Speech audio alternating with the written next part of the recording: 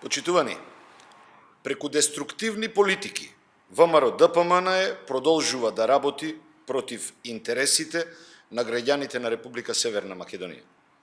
Наместо да го поддржи, ВМРО-ДПМН го блокираше носењето на законот за одбрана со еден крајно лицемерен начин на штета на државата и членството во НАТО. Со неодговорно и лицемерно однесување, ВМРО-ДПМН го крши уставот на државата и го загрозува и става под ризик нашето членство во НАТО.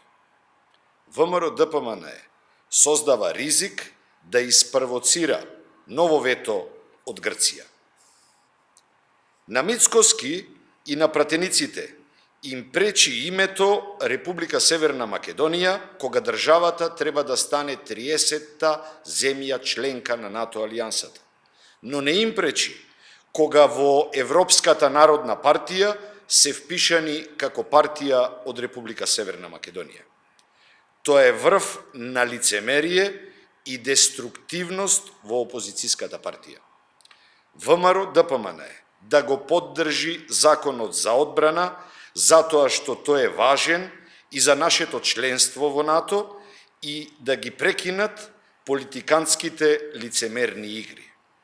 Уставното име на нашата држава е Република Северна Македонија. Преспанскиот договор и уставните измени се клучен елемент во процесот на нашето евроатланско членување. Без договорот нема НАТО и тоа му е јасно секому.